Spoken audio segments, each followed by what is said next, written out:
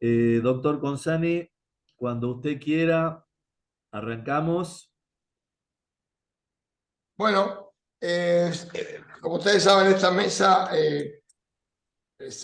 sale un poco del marco del IRI, en la mesa del Consejo Federal de Estudios Internacionales, que siempre hacemos un bloque de, a veces más de uno. Bueno, esta vez hicimos uno que lo organizó Alejandro Zaffarò, y pensamos fundamentalmente convocar a diferentes representantes de América Latina, y además con la particularidad que casi todos, la mayoría, son egresados, digamos, el doctorado en relaciones internacionales de los últimos años, tanto sea de Colombia, de Brasil, de Uruguay, de Chile, y bueno, también obviamente argentinos. Así que esta fue la idea, digamos, dada la situación que un poco se estuvo viendo ayer también en algunas mesas.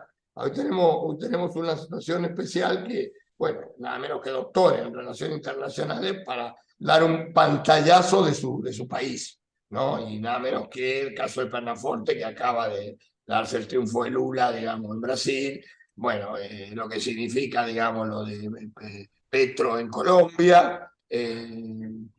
Bueno, estaba el caso de Magdalena por la particularidad en este contexto de Uruguay, digamos, y bueno, no sé si aparecerá, digamos, la compañera boliviana, que iba a hablar también del tema boliviano, y bueno, y el amigo chileno que por circunstancias no ha podido estar. Bueno, esa fundamentalmente es la idea, y no quiero perder más minutos, y por supuesto la participación local nuestra a través del aula, que terminó también hace poco el doctorado, para dar la visión, si podemos decir, argentina, digamos, de la situación, a pesar que esa es uruguaya. Pero ya la camiseta uruguaya la tiene puesta en esta circunstancia Magdalena. Así que bueno, te doy la palabra a Alejandro, así empieza y no perdemos más minutos. Ya se han pasado 6 minutos. Y la saluda Carolina, de paso. ¿Cómo te va, Carolina?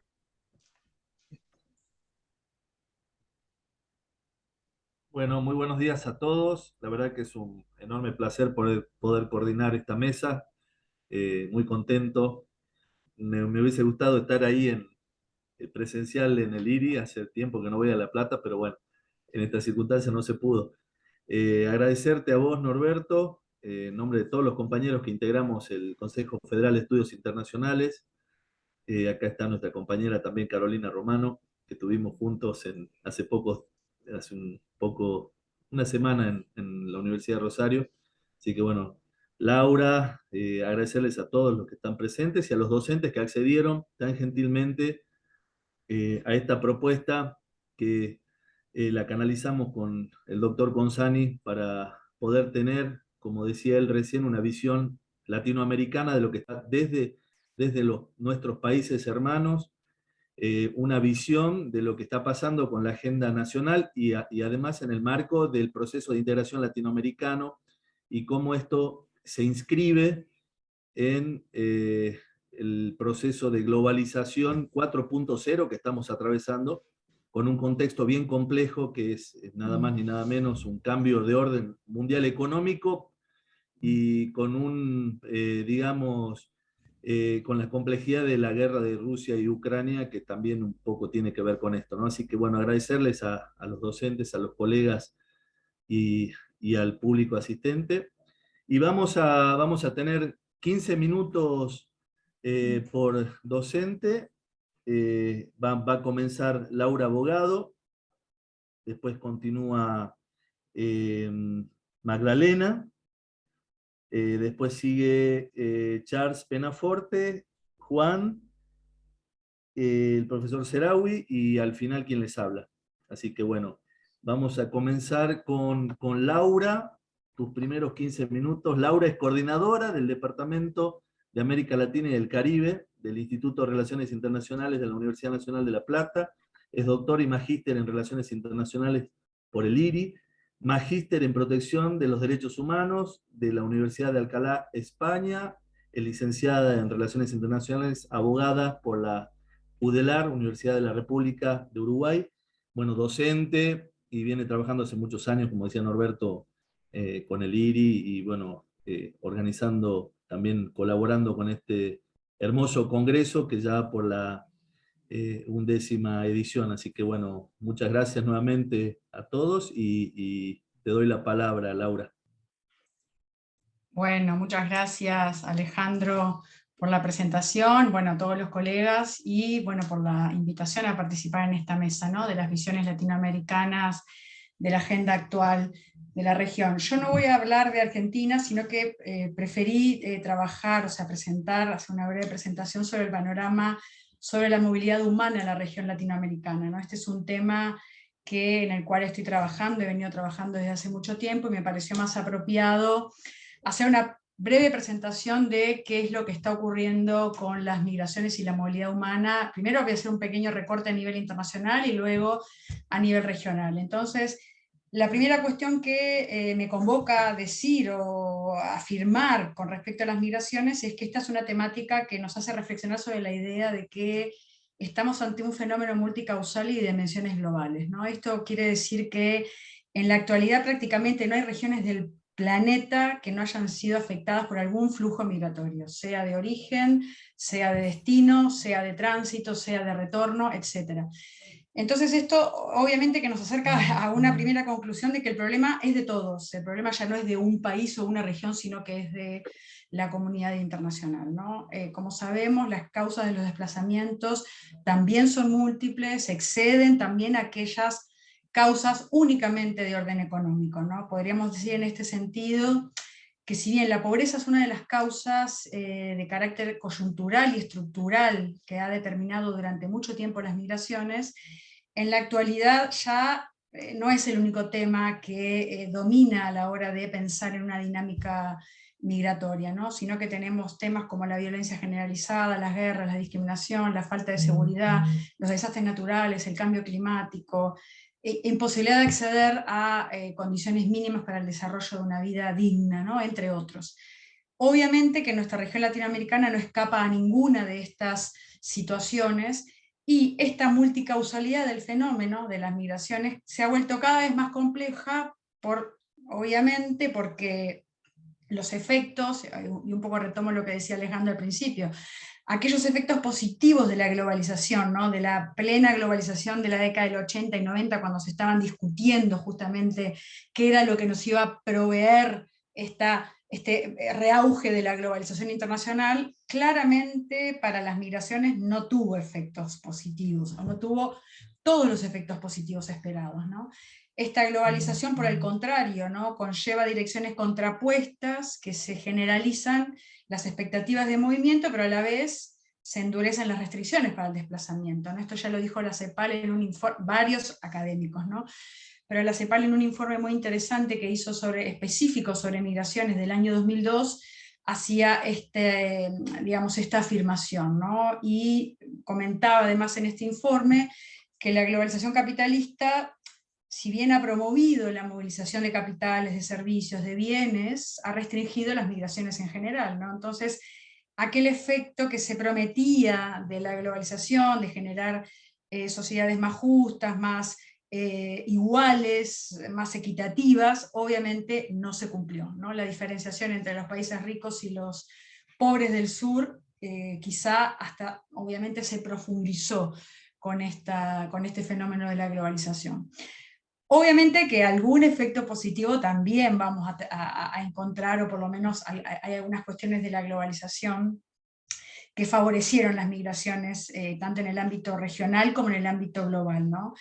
En primer lugar, podríamos pensar que se ha enriquecido el mundo científico y cultural, ¿no? Y esto también ha sido un beneficio para algunas regiones que estaban totalmente aisladas, ¿no? También el efecto globalizador ha sido positivo en cuanto a las comunicaciones, a la generación de redes. No solamente me refiero a redes tecnológicas, sino a redes de asistencia y a redes que han favorecido de alguna manera la movilidad, o han asistido o ayudado a la movilidad humana. Sin embargo, esta movilidad no ha sido siempre humanizada, ¿no? Y esto lo vemos permanentemente con las vulneraciones de los derechos humanos que sufren los migrantes constantemente, ¿no? Entonces, podríamos decir que hemos visto también con esta globalización la imposición de muchas restricciones por parte de los estados, ¿no? Y también lo que ha generado, obviamente, profundas actitudes xenófobas por parte de las promociones de las poblaciones receptoras de migrantes en general, muchas veces inclusive potenciado por medios de comunicación, ¿no? Esto ha generado actitudes de rechazo al inmigrante y ha configurado también situaciones de conflictividad social. Dicho esto, también tendríamos que decir que las migraciones, además de tener factores multicausales, ¿no?, también han tenido mucha heterogeneidad en cuanto a quiénes son las personas que se movilizan en la actualidad, ¿no? Y aquí abandonamos un poco la idea de aquella idea de que el que emigraba era el hombre y que luego lograba o intentaba lograr la reunificación familiar. Hoy en día los grupos que migran son familias enteras, mujeres solas, con hijos, niños y niñas y adolescentes solos, grupos indígenas que han sido desplazados, ya sea por, acá también se ve una diversidad de causalidades, ¿no? Desplazados de sus tierras por las proliferación de multinacionales, ¿no?, que digamos, de alguna manera los despojan de sus territorios, o por los cambios climáticos, ¿no?, que generan también desertificaciones en determinadas regiones y que obviamente motorizan los desplazos necesariamente, ¿no? A mí siempre me gusta hacer mención, y ya que está Zidane acá de México, hay hubo un informe muy, digamos, interesante y dramático, ¿no?, más que interesante, dramático, del año 2017, que daba cuenta de que en aquel año se habían relevado la suma de 35.000 niños que migraban solos por el territorio mexicano. Creo que en la actualidad este número se debe haber aumentado, producto de la caravana migrante, ¿no?, que traspasa México. Esa es una situación muy compleja que hasta daría para una conferencia aparte, ¿no? Ahora bien, lo que tendríamos que analizar, habiendo dicho esto de la multicausalidad y de la heterogeneidad de las migraciones, si nos concentramos en un par de minutos en lo que es el stock de los migrantes internacionales que han sido estimados en el año 2019 por las agencias internacionales, OIM, Naciones Unidas, el ACNUR inclusive, vamos a ver que en aquel año, en el 2019, el relevamiento que hizo la OIM fue de más o menos alrededor de 200 millones de personas que constituían el stock de los migrantes internacionales en aquel momento. Esta cifra, digamos, a priori parecería que no es muy compleja, ¿no? O sea, que no es muy alta, y encima significa, si lo tomamos en términos poblacionales, significa un 3,5% de la población mundial, ¿no? Sin embargo, es importante mencionar que, o podríamos, digamos, agregar a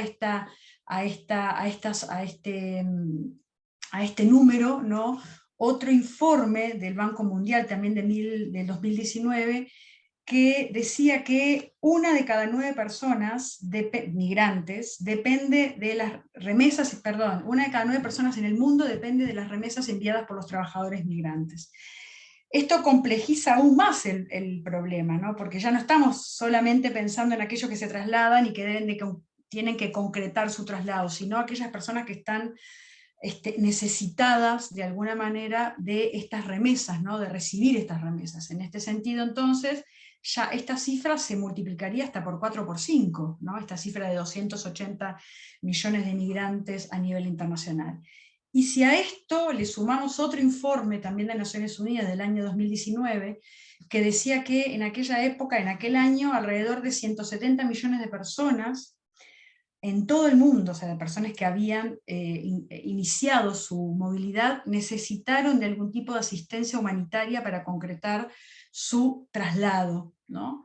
O sea, para traspasar estas fronteras. Esto quiere decir nada más y nada menos que más del 50% de esas personas en movimiento en algún momento necesitaron, por haber estado en una situación crítica, de alguna protección, de alguna agencia internacional, del ACNUR, de Naciones Unidas, de la OIM, de organizaciones no gubernamentales, etc. Esto nos da la pauta de lo crítica que son las situaciones de algunos grupos migrantes. Obviamente que queda aparte siempre una migración que es la migración de élite, la migración que migra ya con contratos de trabajo, que bueno, también daría como para otra conferencia puntual. Dicho todo esto, ¿qué pasa en América Latina? En América Latina la situación no es muy diferente a lo que acabamos de describir, ¿no? En el año 2019 también un informe de OIM y CEPAL también, hay una organización, y de la OEA, perdón, hay un organismo de la OEA que analiza puntualmente todo lo que es la movilidad en la región latinoamericana, daba cuenta de que alrededor del 2% de la población total de la región circulaba. O sea, esto no es más que 9 millones de personas que circulan intrarregionalmente, ¿no? A ver, esta cifra tampoco parece demasiado alta, sin embargo, desde 1970 se viene registrando un incremento cada vez mayor de la migración intrarregional, ¿no? Y esto se debe fundamentalmente a 4 factores. Esto lo han analizado tanto las agencias que hemos mencionado, y también algunos autores como Douglas Massey, como Pizarro, Martínez Pizarro, Susana Novik, Susana Sazón, o sea, han ido complementando estos factores, ¿no? Uno de ellos es la indeclinable contracción de los flujos europeos hacia la región. O sea, aquella migración europea del siglo pasado que ingresaba en nuestro territorio latinoamericano prácticamente ya no se ve en estos momentos, ¿no? Otro de los factores es a esta multidireccionalidad y multicausalidad que yo mencionaba al principio, digamos, los destinos de los migrantes también sean multidireccionalizados, digamos, ¿no? La migración sur-sur ya es una migración que existe y que se contabiliza cada vez más, ¿no? Los países que están en una misma situación o similar económica y política, llámese los países de la región latinoamericana, van generando cada vez más flujos de origen y de destino de las migraciones intrarregionales, ¿no? Otro de los factores que ha impactado mucho en este aumento de la migración intrarregional ha sido el endurecimiento de las políticas restrictivas de los principales receptores de los migrantes latinoamericanos. Ejemplo, Estados Unidos y la Unión Europea, ¿no? Estos países o estas regiones abren o cierran la canilla en función de las demandas laborales que tengan, ¿no? Y esto ha sido históricamente, se ha repetido históricamente en ambas regiones. Y por último, el último factor que ha generado este aumento de la migración interregional tiene que ver, y es muy importante, la verdad, destaco mucho este factor, tiene que ver con el auge de las políticas migratorias desarrolladas por nuestros procesos de integración, ¿no? Muchas veces escuchamos, ¿no? Y más en los últimos tiempos, que los procesos de integración están en declive, que hay una seria problemática, que los procesos de integración no logran elegir los modelos de integración o de regionalismo adecuados, bueno, etc. Hemos sentido mucho en los últimos tiempos cómo digamos, de alguna manera se ven los efectos negativos de los procesos de integración de la subregión, de nuestra región. Sin embargo, en la cuestión migratoria podríamos pensar que no ha sido tan negativo todo, ¿no? Me refiero al Mercosur, obviamente, a la Comunidad Andina de Naciones, ¿no? Donde se han generado políticas regionales, políticas públicas, que han facilitado la circulación de las personas y la generación de algún espacio de circulación interregional. No quiere decir con esto que se haya, digamos, completado el esquema de la libre circulación de las personas, sino que ha habido una facilitación de la circulación. Es un proceso que está en pleno desarrollo, obviamente, sobre el cual bueno, se espera que se siga profundizando, y además ha sido muy complementado también estos esquemas con las conferencias sudamericanas sobre migraciones que se vienen desarrollando desde el año 2000 a la fecha en la región sudamericana, ¿no? Esto, digamos, ha apuntado mucho y ha servido de foro, de plataforma de discusión de las políticas migratorias regionales, ¿no? Algunas conclusiones como para ir terminando y dar espacio a quienes van a continuar. Obviamente la situación de la movilidad humana internacional, como dijimos desde el principio, se ha visto perjudicada en casi todas sus dimensiones, ¿no? Y en la actualidad la situación humanitaria de ciertos grupos se ha visto agravada aún más Podríamos pensar en los solicitantes de asilo, los refugiados, los migrantes en situaciones de pobreza extrema, los desplazados por cuestiones ambientales, como dijimos, y prácticamente no hablamos nada del conflicto de Rusia y Ucrania. Obviamente, esto simplemente a modo de mención, este ha sido uno de los conflictos que ha generado más millones de refugiados a nivel internacional, inclusive está generando más que las guerras mundiales, ¿no? Entonces esta es una problemática a la cual también habría que prestarle especial atención. La segunda cuestión que quería reflexionar tiene que ver con el espacio latinoamericano, ¿no? ¿Qué pasa en el espacio latinoamericano? Ya vimos que también las afectaciones han sido múltiples y que esto también se agrava por la extensa recesión económica que sigue atravesando la mayoría de los países latinoamericanos, ¿no? A esto se le suma las cifras de desempleo, mayor informalidad, pobreza extrema que sigue agravando las situaciones sociales de nuestros países. Entonces, en este contexto las migraciones, o sea, digamos, las remesas actúan, como expliqué al principio, actúan como al menos una esperanza, ¿no?, para determinados sectores sociales o determinados grupos en nuestra región, ¿no? Por tanto, a modo de conclusión, urgente sería para nuestra región, bueno, no digo encontrar alternativas, porque en realidad ya digamos, ha habido un enorme abanico de, como yo les comentaba, de políticas regionales que se han activado, los estados han ratificado muchos tratados y han adherido a foros de diálogo internacional que han llevado a la mesa de discusión las cuestiones migratorias, pero continúa existiendo el problema, creo que de base, que es la idea de que los estados continúan con sus políticas securitistas, ¿no? Y abandonan muy rápidamente los compromisos asumidos en materia migratoria. Entonces, una de las cuestiones urgentes sería, en primer lugar, esta. En segundo lugar, regenerar, como dijimos hace un ratito, todas las políticas migratorias regionales, ¿no? Que ya se han iniciado en el subcontinente, en el Mercosur ampliado, en la comunidad andina. ¿Por qué no llevarlo al foro de la CELAC? Seguramente, obviamente que este tema se ha llevado, pero quizá tratarlo como una forma más institucionalizada, ¿no? ¿Por qué es importante esto? Porque es lo que va a permitir generar una ciudadanía un poco más activa, ¿no? Y que genere alguna identidad comunitaria, ¿no? Ya sabemos que en momentos de crisis, y ahora sí para cerrar, se asocia siempre al migrante con un elemento de competencia, ¿no? En este deprimido mercado laboral. También se lo vincula con la pobreza extrema, con la marginalidad, ¿por qué no con la delincuencia, ¿no? Con la ilegalidad, etc. Estos hechos obviamente y estas situaciones los estigmatizan y condenan mucho más a los migrantes, ¿no? Sin permitirles quizá que se desarrollen en condiciones de igualdad con el resto de la sociedad.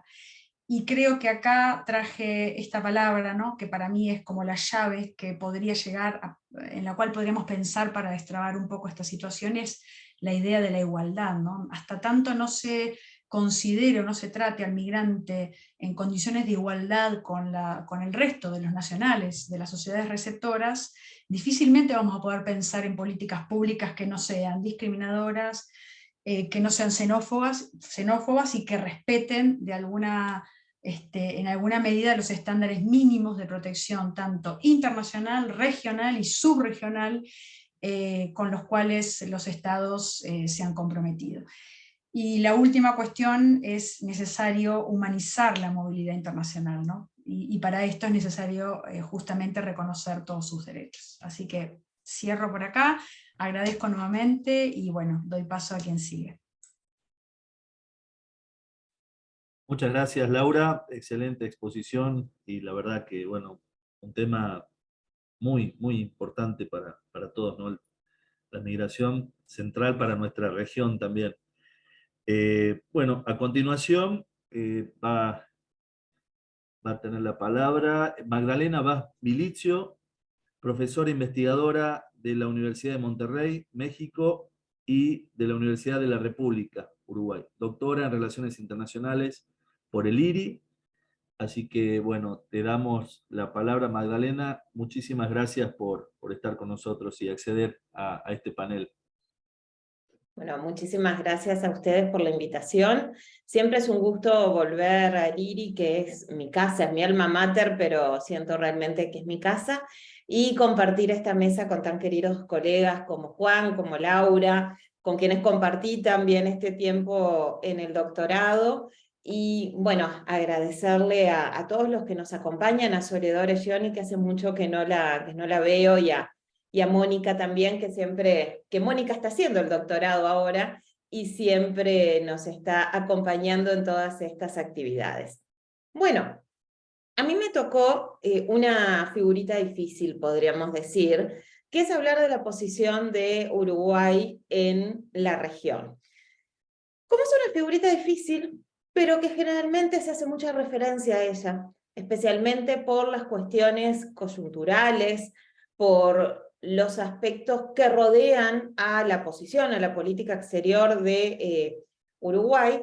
Yo voy a dividir mi participación para intentar ser clara, pero también breve, en tres partes. Una parte introductoria para saber cuál es el punto de partida, hacia dónde apunto. Luego voy a ir a aspectos más jurídico-institucionales dentro del Mercosur, y finalmente a ver algunos aspectos coyunturales y que nos permitan analizar los desafíos de la inserción internacional. Esa es un poco mi hoja de ruta para los próximos minutos. Bueno, punto de partida. Muchísimo se habla sobre la posición de Uruguay en su inserción internacional. Estoy de acuerdo con Diana Tusi y Pierre Girozzi que la política exterior de un Estado suele ser una proyección de la política interna, de la política nacional, por tanto los vaivenes que podemos encontrar en la política nacional o los cambios ideológicos, los cambios de partido político en el gobierno, pueden, no voy a decir que es obligatorio, pueden hacer que esa política exterior vire, tenga cambios, o directamente se quiebre y pasemos a una nueva etapa. Uruguay ha tenido históricamente una inserción internacional, una política exterior que se denomina como política de Estado, que mantiene determinados principios, el cumplimiento y la defensa del derecho internacional, por ejemplo, algo que se ha visto a lo largo de la historia, y estos principios se mantienen. Bueno, sin embargo, la coyuntura, esto lo explicó muy bien Laura, permea la política exterior de todos los estados y permea las decisiones. No en vano, autores como Martí Koskenniemi hacen referencia a la política del derecho internacional. Esto es, las normas jurídicas internacionales no solo son derecho, también son política. Estamos hablando de dos situaciones al mismo tiempo. Ni solo política, ni solo derecho, ni solo normas jurídicas. Las dos al mismo tiempo. Por tanto, en un mundo cuyo sistema internacional es cada vez más entrópico, las diferentes dinámicas que se están dando al mismo tiempo, porque por eso hablamos que hoy reina la entropía, porque hay cada vez más dinámicas que se dan al mismo tiempo, permean en las decisiones de los estados. Sin embargo, y con esto cierro la primera parte, el punto de partida, las normas jurídicas siguen encauzando, o deberían encauzar las relaciones entre los estados, para eso se crearon. En el caso particular de Uruguay, la pregunta que más ronda a nivel de la opinión pública, a nivel de la prensa, a nivel político, pero también a nivel de la academia, es si el marco jurídico que actualmente tiene el Mercosur permite la negociación de acuerdos con terceros estados de manera individual. No digo de manera unilateral, como a veces se dice por ahí, porque unilateral no se puede negociar ningún acuerdo. Eso es un error constante que lo escucho. Es de manera individual. Es si uno de los miembros puede por sí solo, con un marco jurídico que lo ampare, negociar con un tercero. Esto no voy a focalizar mi exposición en qué significa esto, pero simplemente en términos comerciales, para marcar solo un aspecto, en términos comerciales, esto implicaría perforar el arancel externo común, porque si ese acuerdo determina la creación de una zona de libre comercio, ese miembro aplicará en determinado momento un arancel del 0%, no aplicará medidas no arancelarias para ese tercer estado, pero los demás miembros del Mercosur sí. Por tanto, quien negoció, quien firmó, quien tiene el acuerdo en definitiva en vigor con ese tercero, perfora el arancel externo común. Solo para poner un ejemplo de cuál sería el efecto. Segunda aclaración, porque esta es la etapa de los disclaimers casi. Existen antecedentes, incluso para Uruguay. Uruguay tiene un acuerdo con México, puntualmente donde yo estoy en este momento, para el cual pide autorización el Mercosur. El acuerdo se enmarca en los acuerdos de alcance parcial de complementación económica de ALADI, y el acuerdo se realiza sin ningún problema y está en vigor. Incluso por momentos podríamos dudar si no tiene mayores beneficios, si miro solo en términos comerciales, que con los miembros del Mercosur. Por ejemplo, vinculado a la tasa consular. Así que, tenemos efectos y tenemos antecedentes. Vamos a ver qué dice la normativa del Mercosur, que esto es lo que generalmente no recoge la prensa y no se habla tanto en los ámbitos académicos, porque generalmente en los ámbitos académicos se analiza la posición y la coyuntura. Vamos a ver qué dicen las normas. Bueno, muy bien, las normas del Mercosur, todo empieza con la ya muy conocida decisión 32 del año 2000 del Consejo Mercado Común, la 3200. Esto que tal vez parece muy simple, termina siendo complejo porque se da en un entramado jurídico que para ese momento es nuevo, es disruptivo. La decisión 3200 lo que dice es que sí, el objetivo del Mercosur es la conformación de un mercado común y se pretende llegar como etapa intermedia a una unión aduanera, las negociaciones comerciales con terceros estados deben hacerse de forma conjunta.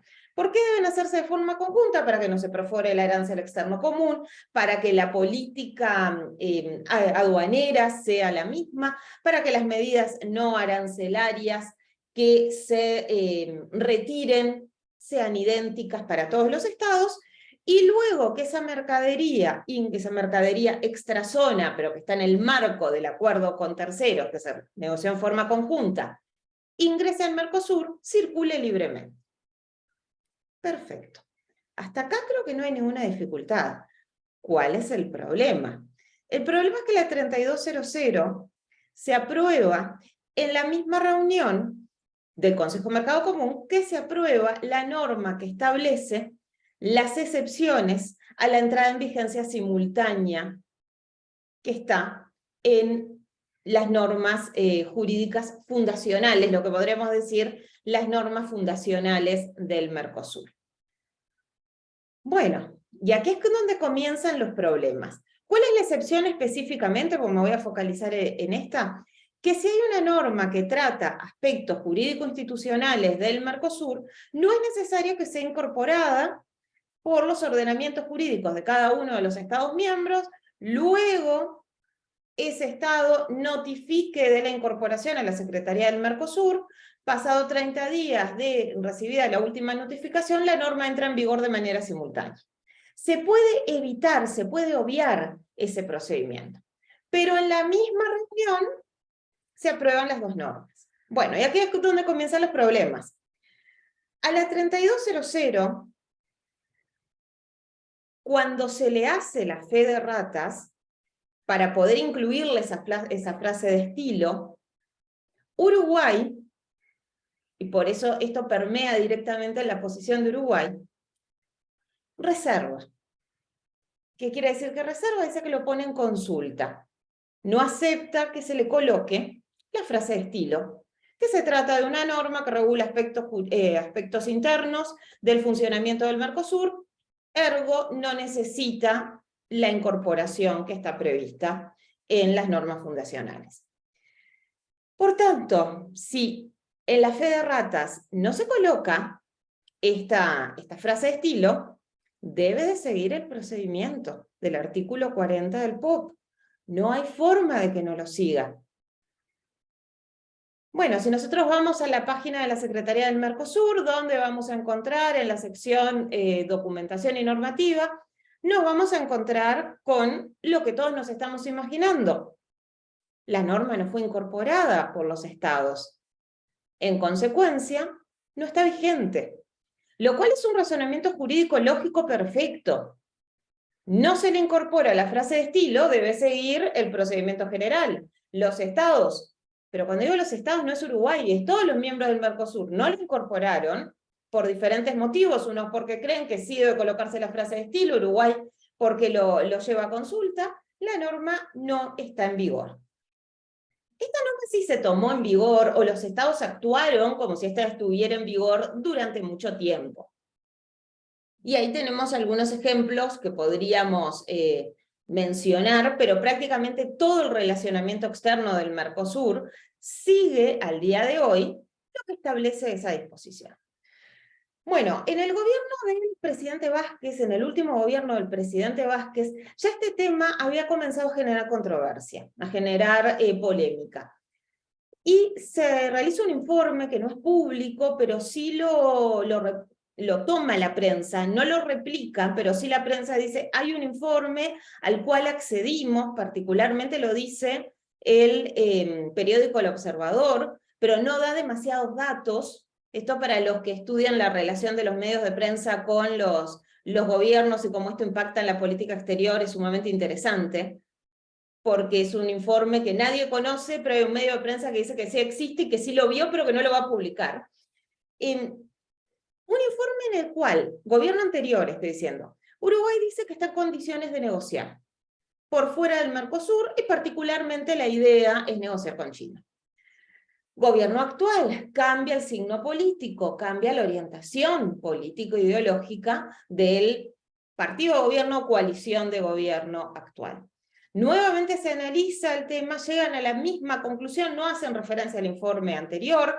Yo sí quisiera hacer referencia porque no es un tema nuevo, y vuelvo a la idea de política exterior de Estado. Este tema ya se venía discutiendo, pero toma como más pasión, permítanme decirlo de una manera tan coloquial, más pasión durante el gobierno actual. Con algunos roces con la administración de Alberto Fernández en Argentina, que todos los conocemos, ya conocemos el episodio del barco y el lastre, cuando había que festejar los 30 años del Mercosur, tuvo todo menos festejo. Parece que el tema ya es un hecho, que Uruguay va a negociar con terceros fuera del Mercosur.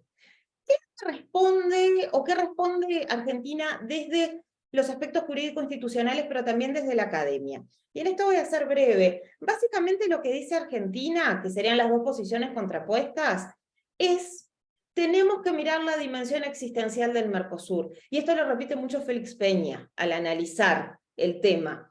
O sea, hay que mirar la dimensión existencial del Mercosur. Si vamos al Tratado de Asunción, y si queremos algo diferente hay que modificar el Tratado de Asunción. Si vamos al Tratado de Asunción, el objetivo es conformar un mercado común. No podría estar esto en discusión. Que la norma esté o no esté en vigor, o que sea polémica su entrada en vigor, me refiero a la 3200, no cambia la razón de ser del Mercosur.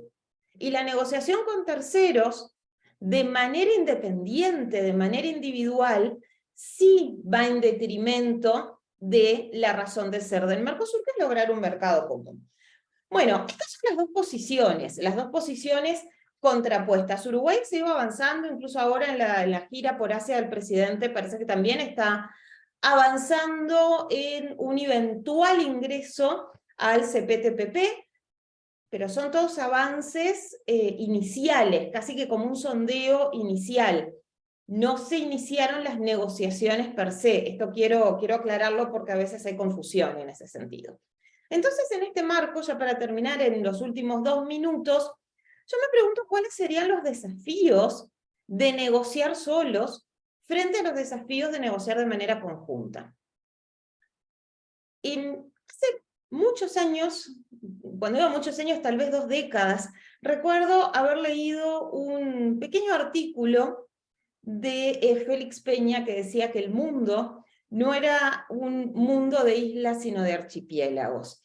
Y esa idea me quedó grabada a fuego hasta el día de hoy. Y me permito tomar el corazón, el espíritu de esa idea. En los archipiélagos siguen habiendo islas, o sea, siguen estando conformados por islas, ¿no? Parece que esa es la realidad, pero están juntos. El sistema internacional es cada vez más entrópico, como mencionábamos. Laura marcó muy bien algunas de las dinámicas que se dan en este momento, como las migraciones internacionales. Creo que esta dinámica, que no es nueva, pero sí es novedosa, la rapidez y las características que está teniendo en la actualidad. Para América del Sur, la migración venezolana, por ejemplo, está siendo el tema del momento vinculado a la movilidad humana, especialmente porque es una migración que se recibe con ciertas características, calificada, muchas mujeres, las familias completas migrando. Este es un tema que negociado en conjunto, y ya no estoy pensando en China, sino vuelvo a mirar a la región, puede tener diferentes respuestas que si se negocia de manera individual, según lo que me toque vivir. No es lo mismo la mujer que viaja sola, embarazada y que cruza de Venezuela por la selva a Brasil, que la que llega con un título universitario a Uruguay, o la que llega con parte de su carrera universitaria a la Universidad de la República en Uruguay para completar sus estudios. ¿Son diferentes los casos? Sí, sin duda, pero la problemática es la misma. Siempre estamos hablando de los derechos humanos, estamos hablando de personas. Esa es una de las dinámicas a resolver en conjunto, pero para volver a mirar a la región. Sin duda la disrupción de las cadenas globales de valor nos afecta directamente de manera conjunta, pero no es lo mismo cómo le afecta a Uruguay, a cómo le puede afectar a Brasil la insuficiencia de microchips. No es lo mismo cómo le afecta a Uruguay que suban los precios de los teléfonos celulares, a cómo le puede afectar a Paraguay con el crecimiento económico que tiene hoy en día. Continúo, la crisis energética en Europa. No en vano vimos cómo, ¿cómo se dice en español? ¿Cómo se tomaban de las manos? ¿Cómo se saludaban? El apretón de manos, eso quería decir. El apretón de manos entre Macron y Maduro hace muy pocos días. Esto no es fortuito. Hay una crisis energética que Europa tiene que resolver y están mirando a América Latina. Por algo vuelve a América Latina. Les sugiero ver la portada de la revista española Política Exterior. Europa vuelve a mirar a América Latina. ¿Por qué ahora? No es porque Uruguay está coqueteando con China. Tal vez sí, me encantaría decir que como uruguaya que es por eso, pero en realidad no lo es. Hay otros factores que son coyunturales.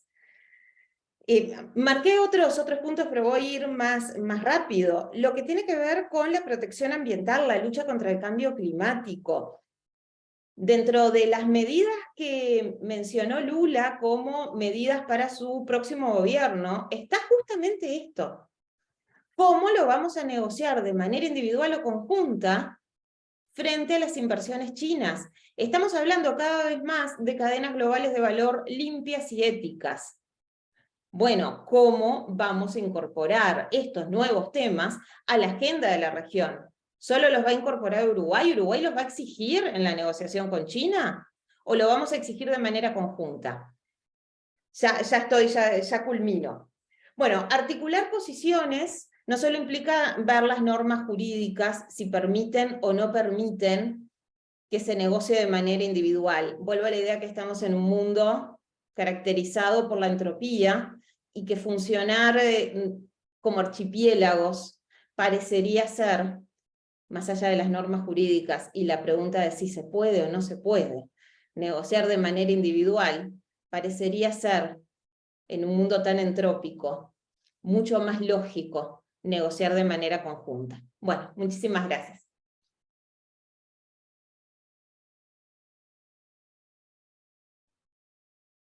Muchas gracias, Magdalena.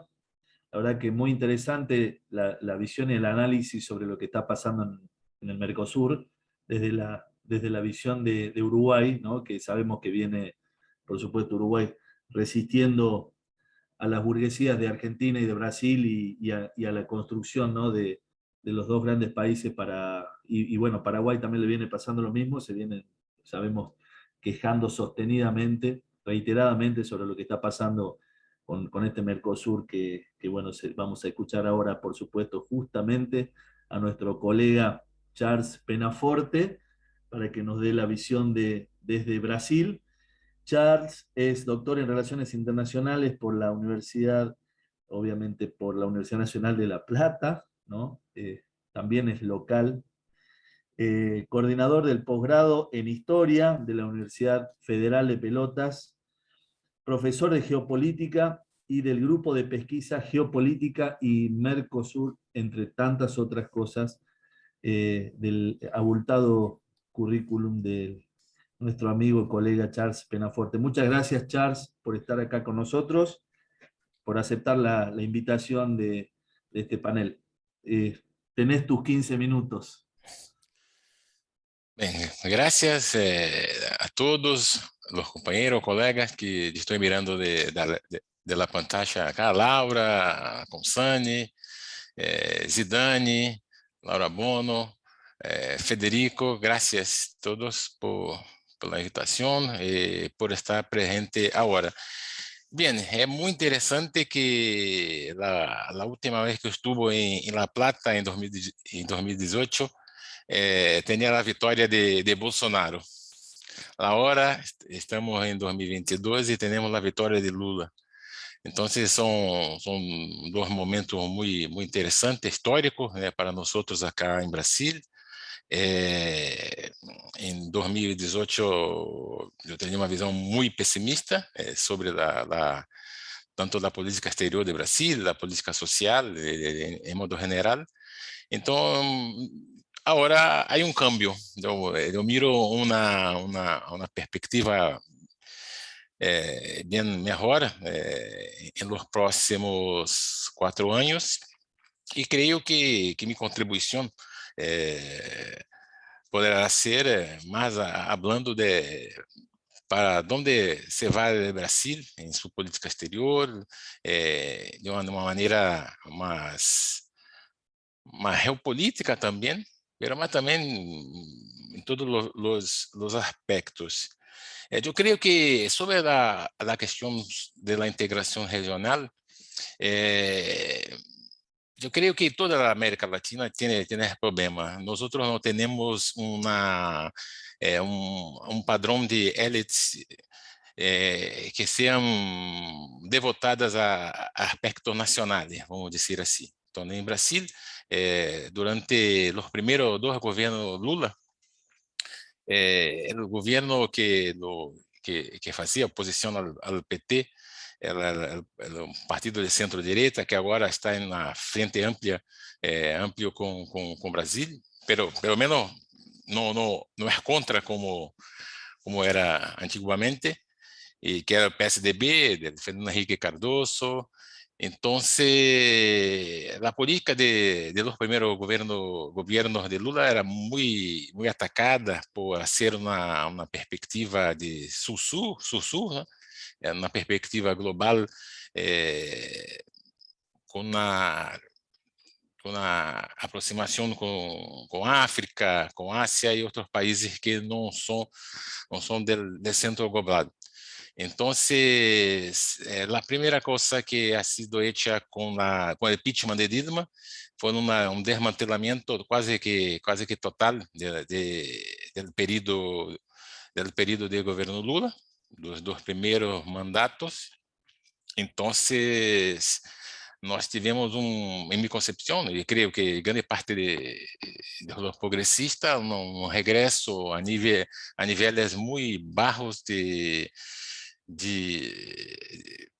contacto, por ejemplo, con África y mismo con Brasil.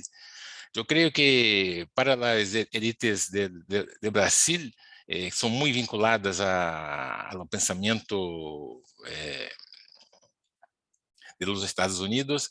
O Mercosul é muito mais um problema para eles do que uma solução. Então, o ataque contra o Mercosul, tanto de Michel Temer e depois de Bolsonaro, foi muito intenso, e muito do que nós temos notícias se foram de las posiciones tanto da Cancilleria de Brasil quanto do Ministério da Economia com o ministro Paulo Guedes. Algumas são perspectivas neoliberais. Então, eu creio que em los 4 anos do governo Bolsonaro, o Mercosul não se quedou para trás exclusivamente por seu nível de institucionalização. Que há entre os empresários uma parte de que o Brasil, por exemplo, tem muito mais a ganhar com o Mercosul do que, por exemplo, com algumas propostas de acordos que nós outros aqui, por exemplo, em Brasil, não temos nem uma linha sobre o que é o acordo Mercosul-União Europeia. Eu creio que grande parte aqui não tem nenhuma linha lo que está escrito sobre esse acordo. É um acordo praticamente secreto. Mas, temos uma noção de que certamente não é muito bueno para nós, porque não há como ter um processo de integração sem o devido cuidado com a União Europeia, em função de nossas assimetrias, da questão industrial, da nossa incapacidade de manter políticas macroeconômicas com o mínimo de lógica. Então, eu creio que o governo Bolsonaro ha hecho de tudo para tentar acabar com o Mercosul em seu início. Pero a realidade que alguns setores políticos, diplomáticos, econômicos lo disseram, não é possível acabar com o Mercosul, fazer isso tudo que há, mesmo com todos os problemas que nós temos, e as críticas, aí são 30 anos. Então, não se pode acabar com 30 anos mesmo com as críticas, de uma maneira tão rápida. Então, eu creio que o governo Bolsonaro teve essa capacidade, tentou fazer isso, mas não conseguiu. Muito mais pela realidade que o Brasil e o Mercosul, com a Argentina, etc., estão inseridos. Então, isso seria uma perspectiva em geral de governo Bolsonaro sobre essa linha. E a política exterior do Brasil não se necessita falar muito, todos lo conhecem muito bem o que nós hicimos nos últimos 4 anos. Eu creio que a perspectiva de Brasil para os próximos 4 anos são boas. Sou muito otimista nesse sentido.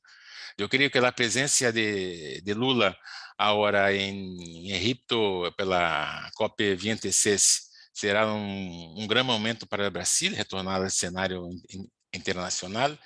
A integração, pelo menos de ponto de vista presidencial, creio que vai se retomar uma certa capacidade de incremento desse processo.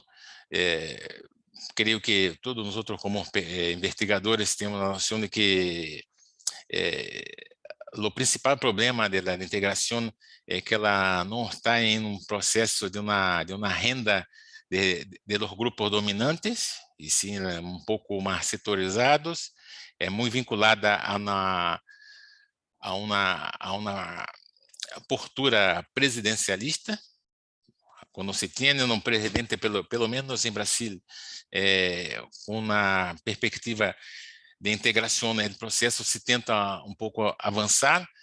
Então, eu creio que vamos retomar o processo que se quedou parado há 4, 5, 6 anos atrás e que possa ser retomado agora mais à frente. Mas a grande discussão para nós outros que trabalhamos com integração, e pelo menos em Brasil, eu sempre hago essa crítica, é a falta de interesse concreto de los grupos dominantes, de las élites. Então, pelo menos em Brasil, nós temos vários sectores, que eu creio que também México, Uruguai, etc., têm também esse grupo, mas eu creio que em Brasil é um pouco mais complicado em função de muitas visões de sectores que ganham sua plata com a economia mala ou não, como, por exemplo, agora em Brasília, o setor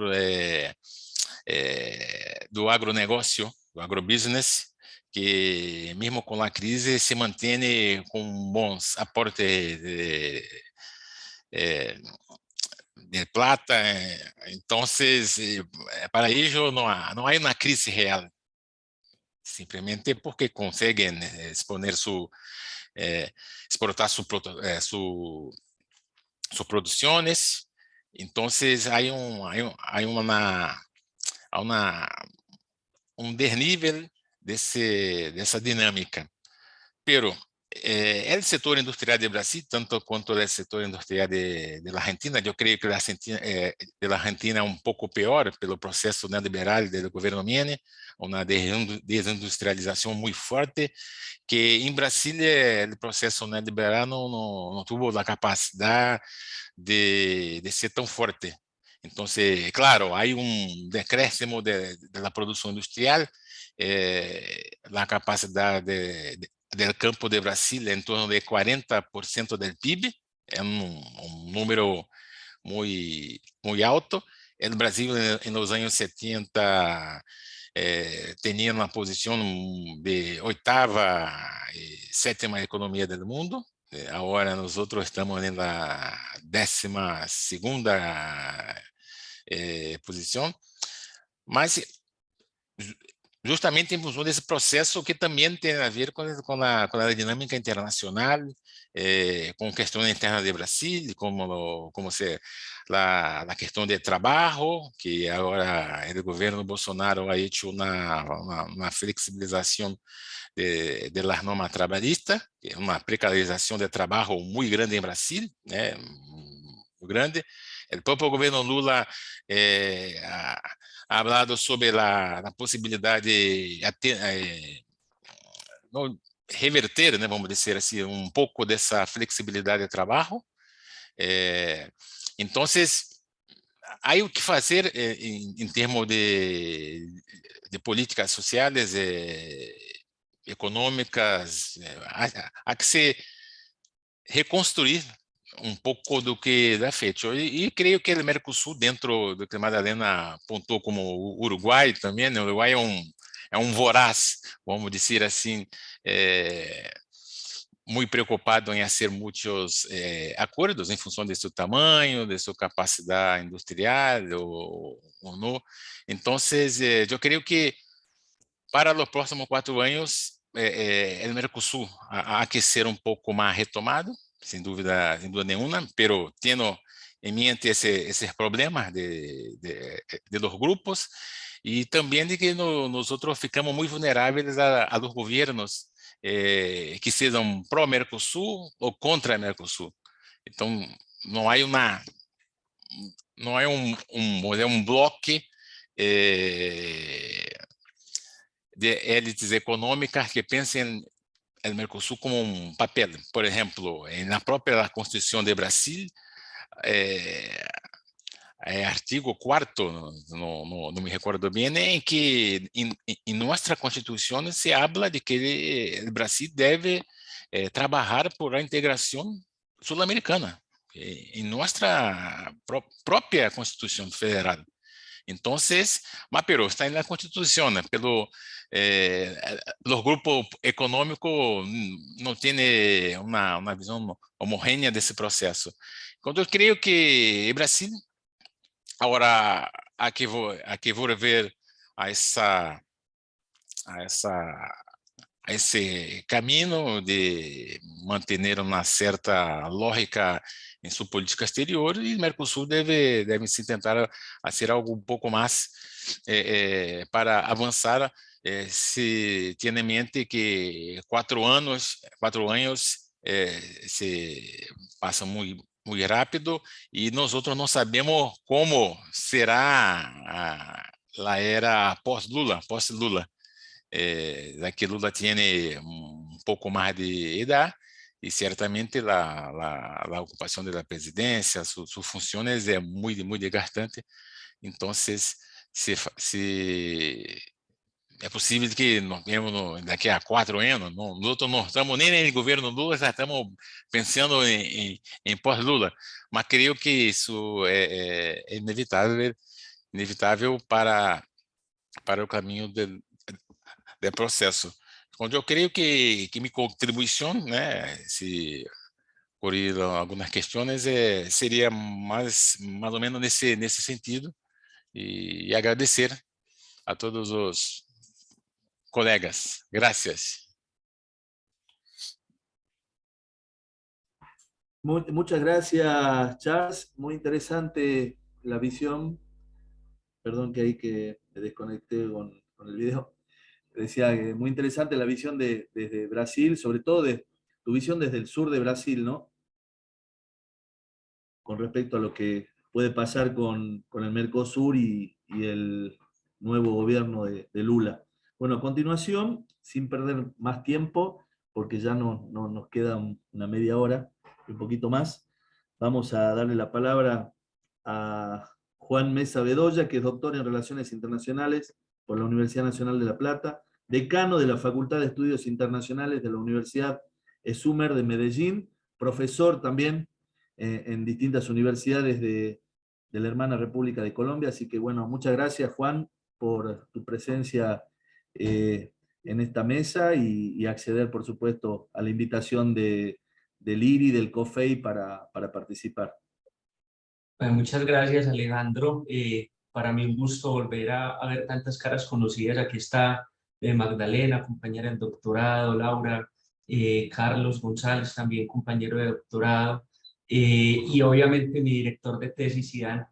Más que un gusto, un honor pues poder compartir esta mesa contigo. En cuanto a mi intervención, yo la he denominado viraje de la política exterior colombiana en el gobierno de Petro. Si bien todavía es muy pronto para poder hacer un balance de estos primeros meses de la presidencia de Gustavo Petro, tiene 96 días apenas su presidencia, podemos notar unos cambios trascendentales en la conducción de la política exterior del país. Entonces voy a partir de 2 escenarios: un muy corto diagnóstico de la política exterior del gobierno anterior de Iván Duque, para poder evidenciar esa forma en la que se da un viraje, sobre todo en el contexto de reintegración y reinserción de Colombia en Latinoamérica. Con una particularidad de todos estos análisis, y es que es primera vez en la historia de Colombia, y creo que es primera vez en la historia latinoamericana, que hay tanta homogeneidad, por lo menos en materia de conducción ideológica de los países. Es primera vez que tenemos una gran cantidad de gobiernos con una inclinación ideológica hacia la izquierda, y primera vez que Colombia no es el patito feo de la región en esta dinámica.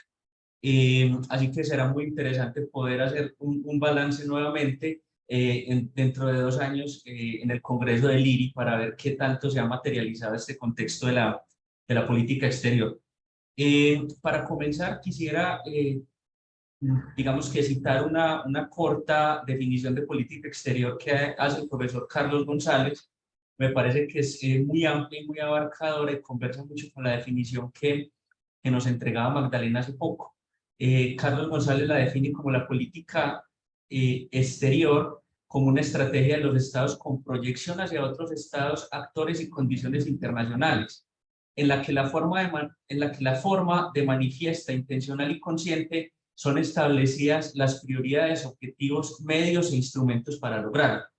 Por lo tanto, estamos acá inmersos, sobre todo en el contexto colombiano, en una dinámica en la que los factores internos presionan mucho la forma en la que se da esa proyección internacional del país, muy parecido a las formulaciones que habían hecho Putman y Farham cerca de la política exterior de dos niveles o el juego de dos niveles. Es algo que permanece muy constante en la política exterior de este país, además de tener un matiz muy presidencialista. Presidente no solamente es el jefe de Estado y jefe de gobierno, sino que básicamente es el encargado de conducir la política exterior. Si nos paramos entonces en el gobierno de Iván Duque, encontramos primero una dinámica bastante incoherente, porque si bien todo el discurso, toda la conducción del país en términos de política exterior giraba en torno a Estados Unidos, en los últimos meses de su gobierno hacen una intervención directa en el proceso electoral estadounidense que termina desencadenando un alejamiento de Estados Unidos. Sabemos que no hubo un contacto directo entre Iván Duque y Joe Biden en el momento de su posesión, y eso entonces empieza a mostrar digamos que una característica particular del gobierno de Iván Duque. También es un gobierno que se caracterizó por un aislamiento regional, sobre todo en temas de integración multilateral y regional, muy distinto a lo que venía el gobierno Santos, en el que primó también en la integración latinoamericana, sobre todo con la potencialización de la Alianza del Pacífico, y un estancamiento en la relación con Asia, Pacífico y África. Estos, digamos, que son los tres puntos más importantes de ese balance de la política exterior de Iván Duque. En esto coinciden muchos investigadores colombianos, entre ellos Sandra Borda, Marta Ardila, que fueron muy críticas en sus análisis de la conducción de la política exterior del gobierno Duque. Y por último, digamos que el país estuvo inmerso en una agenda internacional monotemática y perdimos 4 años de todo lo que había avanzado el gobierno de Juan Manuel Santos en el tema de la lucha contra las drogas y el tema de cambio climático. Recordemos que Santos en varias ocasiones puso este tema de cambio de enfoque en la política de las drogas en discusión, sobre todo en escenarios multilaterales, pero el gobierno de Iván Duque generó un estancamiento en esto. Ahora bien, tenemos un cambio de gobierno, un gobierno de izquierda, a pesar de haber estado también digamos que con una coalición de varios partidos políticos que tradicionalmente estuvieron al lado de la derecha política en el país, pero ahora por conveniencias políticas pues, y por cargos burocráticos deciden ser partidos de gobierno. Y esto entonces empieza a evidenciar unos matices también en la conducción del país y de las relaciones internacionales que tienen que ver sobre todo con nombramientos en el exterior de embajadores. No obstante, es importante mencionar varios aspectos y por eso mencionaba al inicio que se da un viraje en la conducción de la política exterior. El primer punto es el restablecimiento de relaciones bilaterales con Venezuela. Creo que este es un punto muy interesante, no solamente en relación a ese nuevo escenario de reintegración regional, sino que empieza a marcar la hoja de ruta o el camino de los deseos del gobierno de Petro frente a Latinoamérica. En este contexto, mencionaría que es un poco también estratégico, como lo mencionaba Magdalena en su intervención con el tema de Macron y Maduro, frente al tema de recursos naturales y energéticos. El primer escenario de este restablecimiento de relaciones bilaterales fue que Colombia recibió un cargamento de miles de toneladas de fertilizantes que tenían, digamos que destino del tema agrario en Colombia. Nuevamente, esto no solamente me permite hacer un encadenamiento con ese relacionamiento estratégico alrededor de la reintegración latinoamericana, sino también permite evidenciar ese juego de dos niveles en la política exterior. Tengo una necesidad interna, ¿cierto? Una necesidad doméstica, ahora entonces utilizo este contexto de relacionamiento para poder solucionar una problemática rápidamente en mi país. El segundo punto, digamos, de mayor fortalecimiento de la agenda política de Colombia tiene que ver con el tema de la paz. Ha sido el punto en el que Petro ha sido más enfático. Y allí también vemos una participación de Venezuela como país garante de la negociación en el proceso de paz con la guerrilla del ELN, que nuevamente retoma el proceso que había dejado iniciado Juan Manuel Santos, pero que entonces le da una participación activa a Venezuela, digamos que tratando un poco de inmiscuirlo en la discusión también de un problema que no es solamente colombiano, sino que es un problema regional. La participación en escenarios multilaterales del gobierno Petro ha sido muy interesante. Hemos escuchado no solamente el discurso alrededor del tema de las drogas y el cambio climático, que lo hizo en la Asamblea de Naciones Unidas, y esto empieza a marcar también una ruta de qué es lo que se va a venir en los próximos años del gobierno.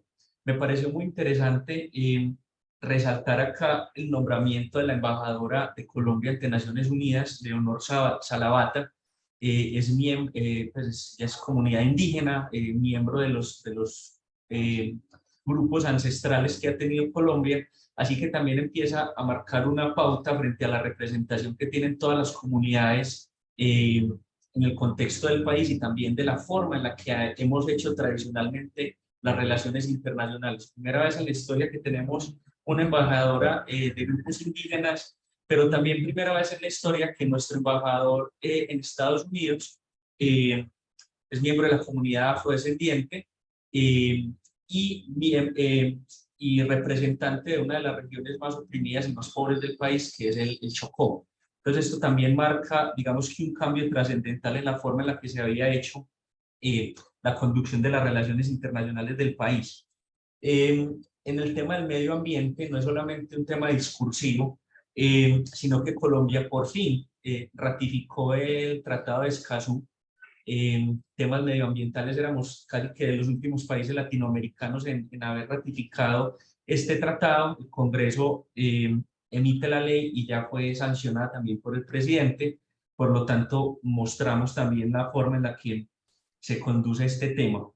Y un punto que me ha llamado mucho la atención, no soy quien pues para hablar del tema a profundidad, creo que hay personas en el IRI que han hecho unos avances muy significativos como Dulce Chávez, y es el tema de la política exterior feminista, que fue una de las declaraciones que hizo la vicecanciller de Asuntos Multilaterales en uno de los foros en la OEA. Básicamente ella decía, tendremos una política exterior feminista que tiene cara indígena, tiene cara afro, tiene cara de mujer y tiene cara de población LGTBI. Están en el proceso de construcción en el que se han vinculado muchos académicos y académicas, pero miraremos pues ya en el futuro cómo se va a formular y cuál va a ser el enfoque de esta política exterior como punto, digamos, de partida de la estrategia internacional del país en los próximos 4 años en este gobierno. Vinculando un poco mi tema con la intervención de Laura, me parece muy relevante el tema de la migración y la forma en la que este gobierno también empieza a abordar esta problemática, no llamarla problemática, sino más bien fenómeno, me gustaría llamarlo así.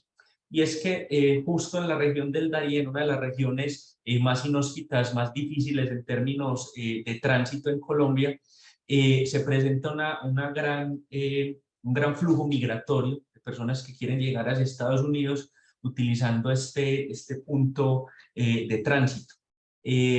Durante el gobierno anterior, básicamente el problema fue manejado como un asunto de segundo nivel, y ahora en este gobierno vuelve a ser un asunto de primer nivel, sobre todo por la problemática humanitaria que esto genera, y ahí volvemos a hacer un enlace con organizaciones multilaterales como la Organización Internacional de las Migraciones, tratando de tener también ese componente internacional allí. Un punto que me parece muy relevante, que básicamente está salido del horno en este tema de la política exterior del gobierno de Gustavo Petro, es nuevamente ese vínculo de lo interno con lo externo.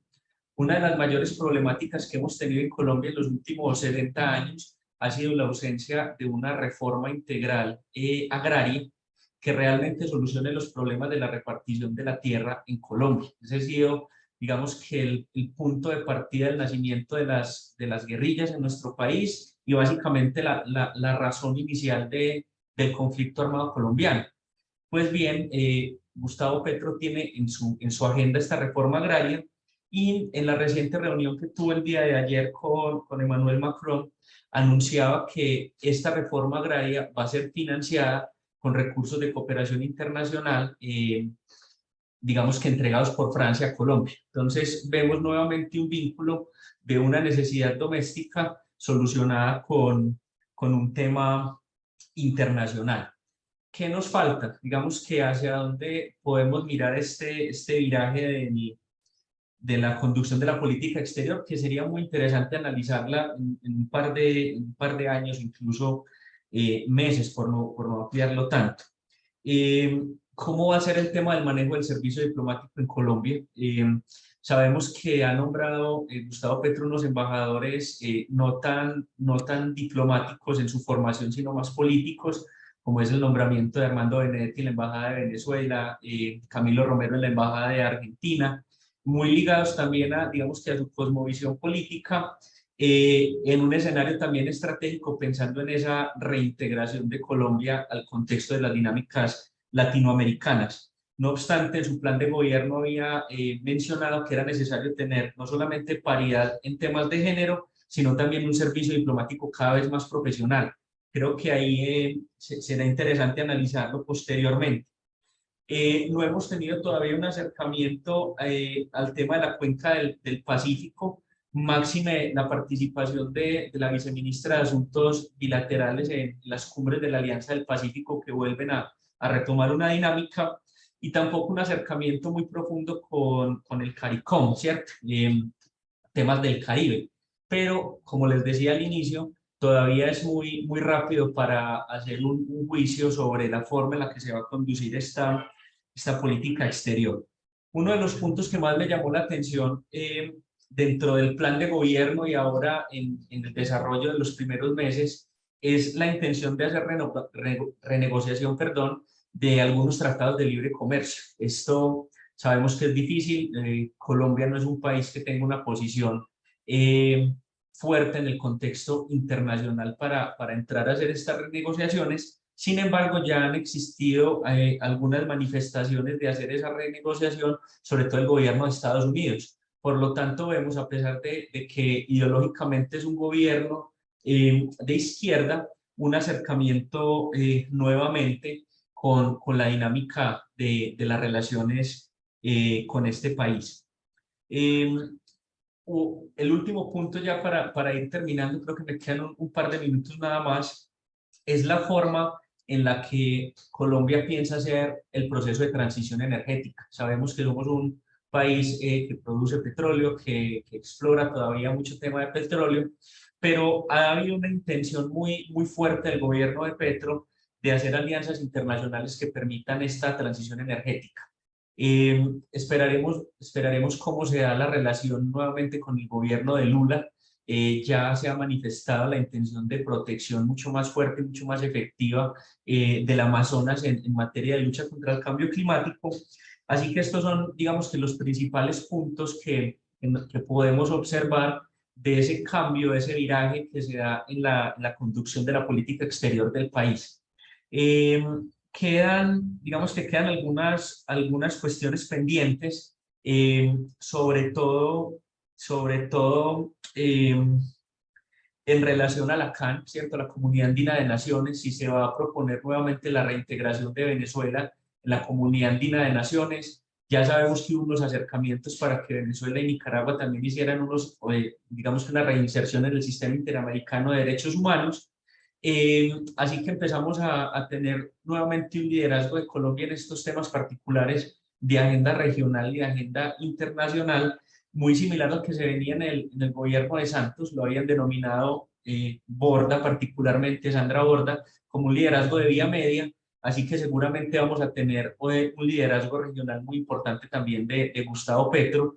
Esperemos que sí pueda llegar a buen término con algunas de esas políticas, para ver si conversa efectivamente la política exterior colombiana con el escenario latinoamericano. Pues ese es el punto que será sujeto de análisis a futuro, que seguramente, como les decía al inicio, dentro de 2 años en el Congreso del IRI podremos conversar nuevamente sobre cómo evolucionó.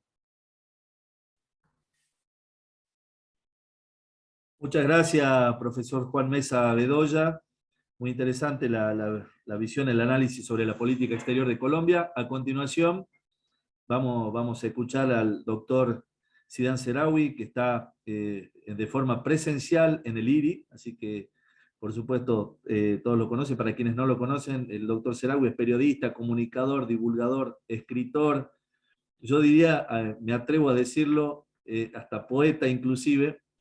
Esa parte árabe fuerte, siria, que tiene el doctor también, doctor en ciencia política por la Universidad Autónoma de México, profesor en el TEC de México y en otras universidades de la hermana República de México, profesor en posgrados acá en la Argentina, ya un argentino, yo creo que ya tiene la ciudadanía prácticamente nuestra, así que, y viene seguido a San Salvador de Jujuy, ojalá que pronto pueda venir, vamos a hacer todo lo posible. Estuvo en la apertura de la carrera de Relaciones Internacionales allá por el año 2006 junto al doctor Consani, así que bueno, qué decir, muchas gracias doctor Zidane Seraoui por estar acá presente con nosotros en esta mesa, analizando la realidad latinoamericana.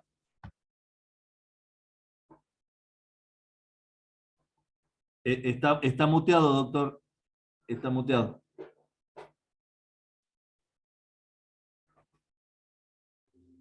Ya, ahora sí. Ahora sí. Perfecto. A ver, el sonido. Yo creo que está bueno. Ok. Bien, muchas gracias, Alejandro. Es un placer estar con tantas caras ya conocidas. Charles, hace muchísimo tiempo que no te veía. Juan, bueno, hemos estado en contacto últimamente. Laura, es realmente un gran gusto. Bueno, yo esperaba abrazarlos, darle un abrazo físicamente, y resulta que soy el único que asiste físicamente a este congreso. Pero no me quejo, fue un placer estar aquí en el IRI, ver de nuevo a los colegas del IRI, y sobre todo, bueno, para mí era importante ver cómo evolucionaba Argentina. Ya Alejandro mencionó, tengo 23 años que vengo cada año, menos el 20, el 21, pero desde el 99 he venido cada año un mes aquí en La Plata, y de La Plata, bueno, ir a Jujuy, a Salta, hasta Ushuaia, etc. Entonces sí es interesante para mí ver toda esta evolución, y claro, cosas que el argentino no nota, porque uno vive el día, vive los días. Pero cuando yo le dije a Norberto, cuando yo me fui en el 19, el peso a nivel oficial estaba a 9. Bueno, el dólar a nivel oficial estaba a 9.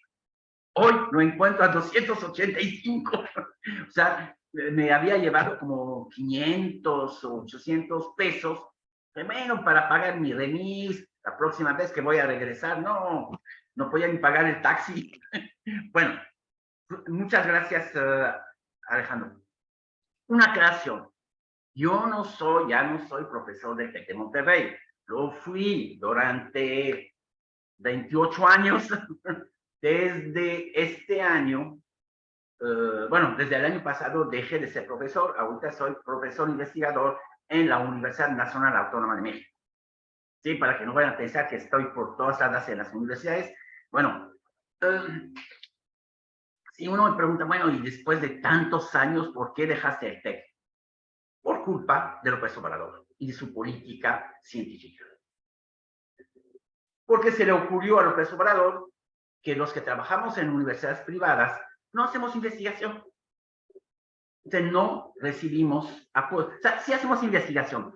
El CONACYT, el equivalente del CONICET, evalúa la producción científica de los profesores, nos da niveles, nivel 1, nivel 2, nivel 3, pero antes los niveles representaban un apoyo financiero a la investigación. Se le ocurrió decir, no, la investigación de las universidades privadas no tiene que ser financiada. Uno se dice, bueno, lo que yo escribo o escribía en el TEC, lo mismo había podido escribir si estaba en la UNAM. Y de hecho, ahorita me pasé a la UNAM y hago lo mismo. Pero bueno, decidieron que las privadas no podían recibir dinero y esto pues ha generado un gran problema actualmente. Bueno, mi reacción fue muy sencilla. Bueno, obviamente, después de tantos años de profesor, bueno, conozco a todos los rectores casi del país. Bueno, hablé a 3 universidades y las 3 me dijeron, 20 ahorita, 20 de ya. Y tuve que escoger a una de las 3, que fue la UNAM. Bueno, escoger la UNAM es la gran universidad, nadie cuestiona a la UNAM. Es un poco la uva de aquí. Bueno, entonces, esto fue. Y eso es uno de los problemas que tenemos el día de hoy con este nuevo gobierno. Una política errática en todos los niveles, en política exterior, obviamente, que es, voy a hablar un poco más de la política exterior. Perdón, ¿me puede pasar el control para compartir? Si puedo compartir, ¿no? Excelente, excelente.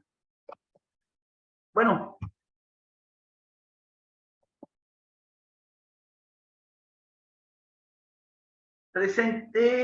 preparé algunas cosas y unas ideas muy generales.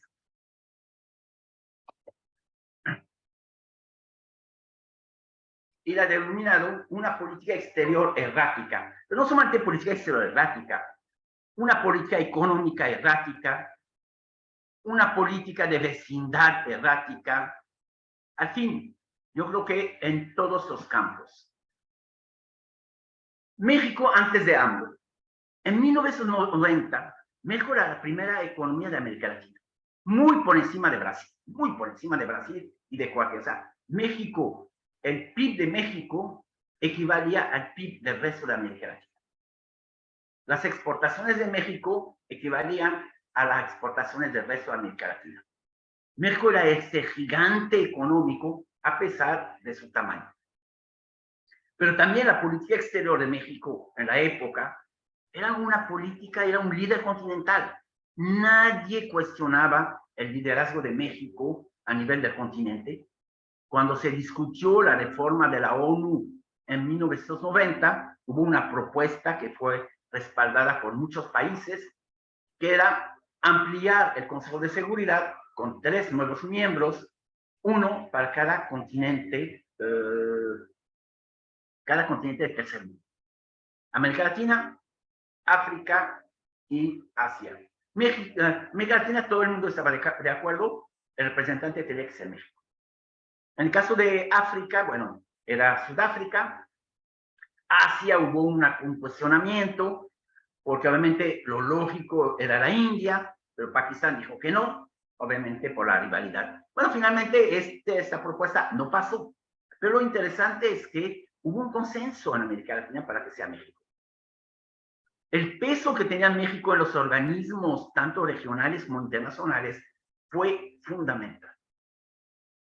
Cuando se trató de expulsar a Cuba, México fue el único país que no votó en favor de la expulsión, a pesar de nuestra cercanía con Estados Unidos. O sea, realmente había un peso moral de México a nivel global. Y esto se veía en esta continuidad de la política exterior. Venía un presidente, se iba, la política exterior de México no cambiaba. Las doctrinas de política exterior no cambiaban. México ha tenido, por ejemplo, un premio Nobel de la Paz, García Robles. Hemos tenido grandes diplomáticos que han dejado doctrinas que han servido como guías para toda la política exterior. Y eso simplemente porque en la política exterior de México siempre fueron diplomáticos de carrera. Diplomáticos, claro, siempre había algunos que otros que no eran diplomáticos, porque obviamente la Constitución permite al presidente nombrar. Pero los que se nombraban generalmente eran personas que habían tenido un cargo político importante en el país, un ex secretario o rector de la UNAM, pero se seguía manteniendo esta lógica. ¿En qué mundo nos estamos enfrentando el día de hoy? Nos estamos enfrentando a un mundo, no voy a entrar mucho en todo esto, más son algunas ideas. Hablamos de una nueva guerra fría, hablamos de una crisis del sistema internacional, hablamos de una crisis sistémica, la gobernanza global está en crisis, el multilateralismo está en crisis, prácticamente todo está en crisis. Y ahorita la pandemia vino a cambiar y se está hablando de un nuevo orden internacional post-pandémico, que nadie sabe cómo va a estar. Pero frente a todos estos cambios que están trastornando el mundo y un policentrismo que cada vez se hace mucho más complejo, China está emergiendo no solamente como este país, pequeño país que estaba creciendo, sino ya es una gran potencia. China, el peso económico, el mercado China hoy es prácticamente similar al mercado norteamericano. Es decir, que si China deja de comprar a nivel mundial, se colapsa el mundo. O sea, China justamente es el país que vende. Sí, lo hacía hasta hace algunos años, pero es un grande, bueno, el primer exportador del mundo, pero es el segundo gran importador del mundo. Y bueno, Rusia sí sigue siendo la gran potencia, ya no tanto económica, pero tenemos otros muchos polos de poder. La India está creciendo, la Unión Europea, etc. O sea, es un mundo tan complejo que uno dice, bueno, frente a este mundo no podemos tener una política exterior que no esté claramente definida. ¿Y qué tenemos de política exterior en México? No tenemos política exterior. Y el mismo López Obrador lo ha dicho. Mi política exterior es la política interna. O dicho de otra manera, la mejor política exterior es la política interna. Yo me encargo de mis problemas internos y la política exterior no me interesa. Y de hecho, así pasó. Es el único presidente en el mundo, creo, que no asiste, bueno, de un gran país, que no asiste a las reuniones del grupo de los 20, o sea, grandes reuniones importantes, donde se deciden cosas que van a afectar a todo el mundo, no le interesa. No, eso a mí no me interesa. Yo me propongo. ¿Y dónde ha viajado? Toda su política, tanto la exterior como la interior, la hace a través de su programa La Mañanera. Tiene su programita de 7 a las 9 de la mañana y allá define su política exterior, anuncia los grandes cambios, inclusive hasta nos dice el precio de la gasolina que hay en todo el país. Bueno, yo vivo en Monterrey, pero me dice que la gasolina está más barata si me voy a Chiapas. Yo me pregunto, bueno, si yo vivo en Monterrey, ¿qué me importa si está más barata la gasolina en Chiapas? Pero habla desde el precio de la gasolina, desde el precio de las verduras, dónde se consiguen las verduras más baratas en México.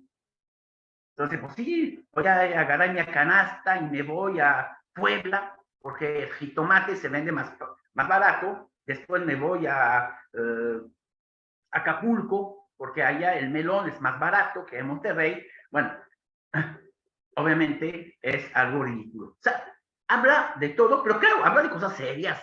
Habla de la política exterior, habla de los nombramientos de los embajadores que hacen, de los nombramientos y desnombramientos. Todo lo anuncia en estas 2 horas. Claro, uno dice, ay, qué mañanero. A las 7 de la mañana está trabajando. Pero lo que nunca dice, que a las 12 del día se va a dormir. O sea que trabaja de 7 a 12 y a las 12 se le acabó su día. Tiene un día bastante corto y lo tenemos que reclamar porque no cumple con sus horarios. Bien. El discurso. Tiene un discurso latinoamericano, es así. Habla de la unión de los países de América Latina, que los países de América Latina deben estar unidos. Por ejemplo, cuando atacó a China, atacó de una manera muy violenta en la cumbre de Norteamérica, y dijo claramente, nos tenemos que unir para derrotar a China. El único problema, China es nuestro segundo socio comercial. Y se le olvida que países de América Latina como Argentina, como Brasil, como Chile, tienen a China como primer socio comercial. Y eso sí, pide a los países unirse en esta cruzada anti-China. ¿Pero qué ha hecho en términos de los viajes? Ha realizado un viaje a Centroamérica, Salvador, Honduras y a Cuba, pero 6 viajes a Estados Unidos. Perdón, Estados Unidos, no unidos. Ustedes corrijan el error.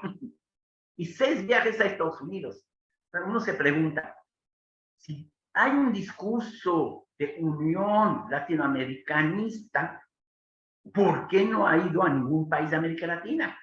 Pero sí ha ido a varios países, bueno, ha ido varias veces a Estados Unidos para reunirse con Trump, para ir a la ONU y de paso pasar por Washington, etcétera, etcétera.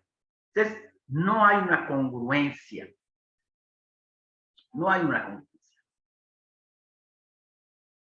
Por un lado, siempre está refrendando la unión que existe en América del Norte por el Tratado de Libre Comercio, bueno, el nuevo, que se conoce como el TEMEC, pero hace acuerdos que contradicen toda esta política, sobre todo 2 acuerdos que ha hecho últimamente con Rusia para que Rusia proporcione un sistema similar al GPS para México, y obviamente esto está asustando a Estados Unidos, porque a través de este sistema similar al GPS, no se llama GPS, pero es muy similar, pues obviamente la cuestión del espionaje nuevamente está en la mesa de discusión entre Estados Unidos y México.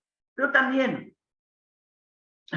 hizo otro acuerdo con China, un acuerdo para comprar escáner, para escanear los productos que cruzan la frontera, pero con escáner chinos.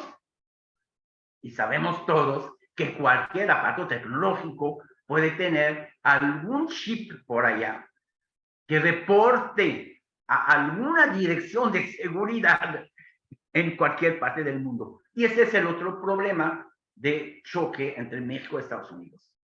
Doctor, O sea, disculpe, quedan 5 minutos. Ay, sí, perdón. Bueno, obviamente el enfoque de la migración también es un enfoque muy, muy problemático porque México ha dejado entrar a todo el mundo pensando que iban a pasar, pero están detenidos a la frontera. Y hoy día tenemos decenas de miles de migrantes en la frontera con Estados Unidos, que no pueden regresar a su país, pero tampoco pueden entrar a Estados Unidos. Bueno, no lo voy a desglosar, simplemente les recomiendo leer la última reunión que el Comité Interamericano de Derechos Humanos realizó, que fue para cuestionar la militarización de la seguridad pública en México, y fue de lo más desastroso. Nuestra embajadora en ese comité leyó un mensaje de AMLO. En el México de ahora, a diferencia de los gobiernos neoliberales, cuando ustedes guardaban silencio cómplice, no se violan derechos humanos y ninguna corporación militar comete actos de barbarie como torturas, masacres o ajusticiamientos. Los conminamos respetuosamente a que dejen de servir, dejen de simular y dejen de actuar como arietes del conservadurismo. O sea que todos los gobiernos latinoamericanos sirven al conservadurismo. Eso es un poco grave. Y para terminar en una apoteosis, nuestra embajadora en este evento, cuando se dio el 50 aniversario de España como observador y se depositó una ofrenda floral, empezó a hacer un escándalo atacando a España y la tuvieron que invitar a retirarse. O sea, invitaron a esa embajadora a salir de este evento. Bien. Bueno, hay mucho que hay que decir. Está claro que hay una inexistencia de política exterior. Por ejemplo, en el Plan Nacional de Desarrollo que todos los presidentes tienen que elaborar en su primer año de gobierno, que en general hay un capítulo entero, López Obrador tiene una página y medio, donde no está América Latina, no está África, no está Asia, no está Europa. Esta página y medio simplemente está América Central y los Estados Unidos. Y con esto es para gobernar. Y no hablo de los protocolos. Y ya con esto quiero cerrar mi presentación. Hay una ausencia total de protocolos. Cualquier diplomático, cualquier que conoce la diplomacia, sabe que un embajador no es nombrado embajador hasta que reciba el beneplácito del país. O sea, el presidente propone, pero no lo puede nombrar. Y nos ha pasado con España. López Obrador anuncia en su mañanera, ya nombré fulano de tal embajador a España. Al otro día el gobierno español dice, espérese señor, esta propuesta no se acepta en España. No es embajador porque no lo vamos a aceptar. ¿Cómo? Pero lo peor fue con Panamá. Con Panamá nombró a una señora que yo creo que la sacó de vendedora de un mercado, porque parece más vendedora de un mercado que una diplomática, además con un lenguaje muy florido, siempre habla con muchas groserías, y la nombró embajadora. La esposa misma del presidente la presidente de Panamá dijo, no, esta señora no representa a las mujeres latinoamericanas. No la vamos a aceptar de embajadora. Y no la aceptó. Y López Obrador, al otro día en la mañanera, bueno, ok, no la aceptaron, ya nombré al profesor de la universidad, fulano de tal, del nuevo embajador. Se le olvidó que este profesor que nombró como embajador, en México hay una demanda de juicio por acoso sexual contra él. Y obviamente, cuando la propuesta llega a Panamá, los panameños, no, nos mandas a una loca de embajadora y ahorita nos mandas a un acosador, tampoco lo queremos. O sea, esto muestra un poco la los grandes errores y no quiero seguir con tantos errores que hemos cometido, o bueno, o que el gobierno actual ha cometido en la política exterior, que es simplemente un desastre. Muchísimas gracias. Muchísimas gracias, doctor Zidane Seraoui. Bueno, agradecerle, ya no tenemos tiempo, lamentablemente ya no tenemos tiempo. No sé si el doctor por ahí, el doctor Consani, no, quiere hacer algún comentario. Alguien que nos está viendo puede hacer, tenemos algunos minutos para alguna pregunta. Agradecerle al doctor Consani, a Juan Mesa Bedoya, a Charles Penaforte, Laura Abogado, Magdalena Vaz, a la gente que está aquí en la sesión de todos los lugares del país, incluso la doctora Patricia Craven, que está también en Alemania, miembro del COFEI que está acompañándonos. Bueno, gracias a todos. Lía Rodríguez, que también la vemos. Doctor, ¿quiere hacer algún comentario? No, simplemente agradecer, pero ya no están por cortar, me acabo de hablar Sí. Juan, se corta automáticamente, voy a pasar Sí. los 45 minutos, pero bueno, nosotros seguiremos a continuación en la mesa directiva del COFEI, y bueno, muy bien, yo lo que quería, se logró prácticamente con un 90% que estuvieran nuestros egresados del doctorado, Magdalena, Juan Bedoya, Charles, Laura Abogado, bueno, no sé si me queda algo por ahí, pero bueno, todos quisieron participar, también Jorge Riquelme, que por una situación coyuntural no pudo estar, también Federico Trebú, así que bueno, bien, la verdad que bien, era muy importante la participación de ustedes en esta mesa que organizó Alejandro, y bueno, hace parte de lo que vamos a demostrar el mes de marzo, cuando presentemos los papeles a la CONEAO, de cómo la gente, digamos, de la egresado, en este caso ustedes, el doctorado, siguen participando activamente en las actividades del IRI, tanto en los artículos de la revista, en los congresos, en el anuario, y bueno, así que, bueno, y Zidane, que es obviamente nuestro padrino, es muy joven, pero es nuestro padrino de hace 30 años, va más allá de la CONEAO, es la CONEAO latinoamericana.